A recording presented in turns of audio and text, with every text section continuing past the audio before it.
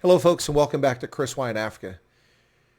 You know, it's frightening, absolutely frightening, how little some South Africans value life. You know, it takes an awful lot to conceive a child, to carry that child to term, to birth that child, to nurse that child, to inculcate values, educate, and teach that child. It takes an awful lot, folks. It takes an awful lot. It takes years. Homo sapiens are unique in that it takes us many years for our young to mature and be able to survive on their own. Yet a callous, careless, or emotional or unthinking person can simply take that life in a heartbeat. And the latest is yet another senseless farm murder in South Africa. This one, not the typical pattern of criminal syndicates involved or revenge or something like that. Just a totally odd situation. But let me tell you how cheap life is in South Africa. The cold-blooded, senseless murder of a prosperous farmer who employed dozens of workers. His accused murder is granted 1,000 Rand bail for murder. Folks, that's 67 US dollars bail for cold-blooded murder. Ungakhohlwa Alson Zulu, 76, of Muden, which is 24 kilometers northwest of Greytown in KwaZulu-Natal, appeared in the Greytown Magistrates Court last week. He was released on 1,000 Rand bail. The case was adjourned to later this month. So this murderer is walking around free. Who did he kill? Rajithkumar Ajay Haripersaad, 58 years of age, was a sugarcane farmer and the owner of the Greytown farm, was shot in the neck. Allegedly, Mr. Haripersaad was trying to intervene in a dispute between one of his workers and another man who had entered his farm. The father of three died at the scene. His family did not see him take his last breath.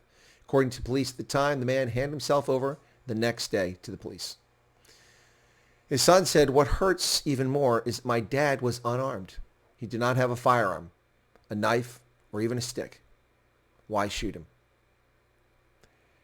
He employed about 60 workers, which means that he provided for over 60 families. So now what happens to them?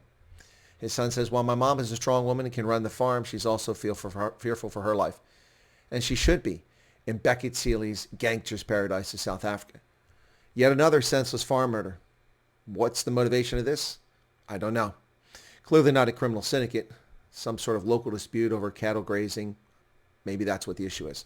But how cheap is life that people take it so callously, so easily? A father of three, employing dozens of workers, providing for many, many families. Why? Did the man even have a licensed firearm? I don't know. But the man was unarmed, which of course makes him a tempting victim to any criminal. Don't know if this man has mental faculty issues or what's going on. We don't know. But once again, folks, another senseless murder on South Africa's farms. Another prosperous farmer who contributes to South African society, paying taxes, employing workers. Life brought to an end senselessly. Thoughts and prayers out to the family and their loved ones, and to a grandfather who never saw his grandson. Folks, if you're not subscribed to Chris Wyatt Africa, please subscribe below this button. You'll get the truth, unvarnished. It's been like pulling teeth trying to get information on rural farm attacks for the past 3 or 4 months. Only now, once again, as I sadly predicted, the mainstream, lamestream, fake stream media in South Africa are finally starting to report farm murders once again.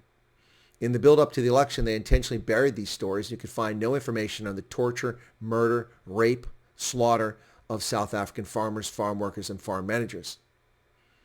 Finally, now that the election is over, sadly, these reports are coming to light. And now the mainstream media finds time to report on this as they actively, in collusion with the ruling party, covered these stories up. Or at least for the benefit of the ruling party. Well, it didn't work. The ANC was handed a massive repudiation on the 1st of November, scoring just 46% of the total votes in an election that saw barely 1/3 of the eligible population vote.